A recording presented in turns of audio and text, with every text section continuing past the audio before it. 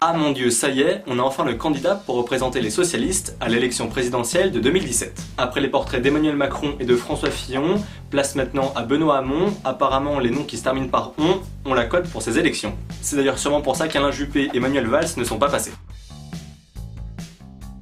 Jean-Luc Mélenchon rentre également dans le moule et Marine Le Pen devrait essayer de trouver un pseudo, quoique Le Pen non, ce n'est pas très incitatif. Trêve de bavardage, on commence tout de suite avec ce nouveau portrait. On entend parler de lui depuis quelques semaines, mais c'est le tout temps qu'Hamon s'est investi pour le Parti Socialiste. Président des Jeunes Socialistes, député européen, porte-parole du parti, ministre et maintenant député des Yvelines, le CV de Benoît Hamon est assez impressionnant et vous allez voir, vous risquez d'apprendre pas mal d'anecdotes. Benoît Hamon est né le 26 juin 1967 à Saint-Renan, au nord de Brest, dans le Finistère. Il partait déjà dans la vie avec un handicap. À l'âge de 3 ans, il tient tête à sa grand-mère en refusant d'enfiler un manteau qu'il n'aimait pas. Elle déclare alors que s'il continue à être aussi sûr de lui, il finirait président de la République. Tout récemment, la mère de Benoît Hamon a ajouté que c'était sûrement prémonitoire. C'est du pipeau. Durant son enfance, il part vivre à Dakar au Sénégal durant 4 ans avec ses parents. De retour en France et marqué par toutes les discriminations, il décide de s'engager avec SOS Racisme. Benoît Hamon a une adolescence marquée par le rock et le hard rock. Il écoutait Joy Division, The Cure, il avait des posters dans sa chambre d'ACDC ou de Motorhead. D'ailleurs, il avait un look assez dark selon lui, puisqu'il portait un long impair marine et des bottes. C'est hyper tendance cet hiver. Mais maintenant, il aime de tout en musique, il est pas très compliqué s'il faut écouter la radio. Il aime le rock français avec Téléphone, mais également le rap avec NTM ou Dr Dre, et il écoute même du jazz. Du coup, on peut rien lui reprocher de ce côté tant qu'il n'aime pas Jul, et on sait pas par contre s'il écoute des chambretons de Nolwenn Leroy ou la tribu de Dana. En 1993, à l'âge de 26 ans, il devient président des Jeunes Socialistes en repoussant l'âge limite de 25 à 29 ans. Donc à la tête de la France, ça serait le genre de mec capable de repousser la durée du mandat présidentiel de 5 à 25 ans. En 1995, il joue les chauffeurs de salle lors des meetings de Lionel Jospin. La casquette, les pancartes, il est à 2 doigts de lancer des holas comme un bon vieux supporter de foot. Justement, c'est un grand fan de foot puisqu'il supporte le Stade Brestois, malheureusement pour lui, et l'Olympique de Marseille. Pour lui, le plus beau geste au football, c'est le tacle, comme tous ceux qu'il a glissé contre François Hollande et Manuel Valls quand il a quitté le gouvernement. Razi Hamadi, un député de la Seine-Saint-Denis, a joué au foot avec Benoît Hamon et a déclaré que celui-ci, vu qu'il était petit et racé, mettait souvent des béquilles. C'est pas très fair-play Benoît. On parlait de François Hollande, en dépit des apparences, selon Benoît Hamon, il jouerait pas trop mal au football. Benoît Hamon a également déclaré son amour pour Antoine Griezmann, qui selon lui représente parfaitement les valeurs de la gauche, en étant simple dans son rapport aux gens et en représentant une culture harmonieuse et métissée.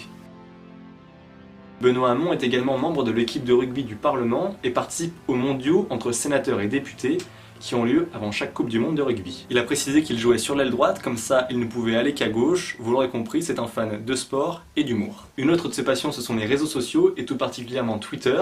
C'est un petit peu l'un des pionniers en la matière puisqu'il y a été inscrit à partir d'avril 2008.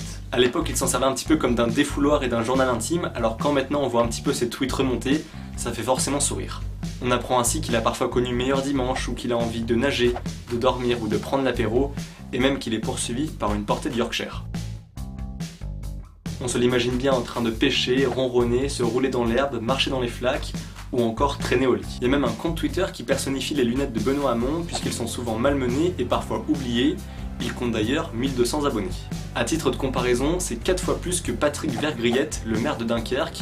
Ça me semblait important que vous le sachiez. Paris Match nous confirme que Benoît Hamon a d'une grande sensibilité puisqu'il adore cuisiner, tout particulièrement les boulettes. Et on apprend qu'il peignait des toiles non figuratives au début des années 2000. Début janvier, un article fake annonçait que le patrimoine de Benoît Hamon s'élevait à 245 millions d'euros, faisant de lui l'un des hommes politiques les mieux payés. Mais rassurez-vous, le patrimoine de Benoît Hamon est estimé à 230 000 euros, grâce notamment à un appartement de 62 mètres carrés dans le Finistère, estimé à 117 000 euros net vendeur. Benoît Hamon a travaillé comme prof et également dans un institut de sondage, c'est pour ça qu'il s'inquiétait pas quand il voyait qu'il n'était pas favori pour la primaire de la gauche. En 1997, il entre dans le cabinet de Martine Aubry, qui lui donne le surnom de Petit Ben. Si c'est pas mignon. Dernière anecdote, Benoît Hamon a été nommé Grand Aigle Aztèque par le président du Mexique. Il a reçu cette distinction prestigieuse suite à un accord sur l'enseignement, mais il a quand même avoué qu'il ne se promenait pas avec. C'est vrai que depuis son look de rocker quand il était adolescent, il évite les fashion faux pas. Parlons maintenant de son programme s'il est élu président. Il souhaite une 6ème république qui laisserait place à des initiatives citoyennes, qui reconnaîtrait le vote blanc et qui empêcherait le cumul des mandats. D'un point de vue économique, il souhaite réduire le temps de travail, augmenter de 10% le SMIC et taxer les robots. Il souhaite également légaliser le cannabis et en confier sa distribution à l'État. légaliser également l'euthanasie et il est pour la PMA pour les femmes seules ou en couple. Il souhaite également protéger les lanceurs d'alerte et d'ailleurs s'il est élu, il offrira l'asile politique à Edward Snowden. Il y a également une grande part d'écologie dans son programme, il souhaite sortir du diesel d'ici 10 ans et atteindre les 50% d'énergie renouvelable produite d'ici 2025. Il propose même un plan contre la maltraitance animale, surtout depuis les nombreuses révélations faites par L214 entre autres, sur les conditions dans les abattoirs. C'est une mesure bien pratique pour séduire les véganes qui représente une base d'électeurs de plus en plus importante. Allez, en tout cas on en a fini avec ce nouveau portrait, avec toutes ces anecdotes et ce programme politique. À vous de voir si vous aimez ou non Benoît Hamon, mais en tout cas comme d'habitude vous pouvez vous abonner en cliquant par ici, vous pouvez me rejoindre sur les réseaux sociaux, les liens sont dans la barre d'infos, et vous pouvez toujours commenter, liker, partager la vidéo si elle vous a plu.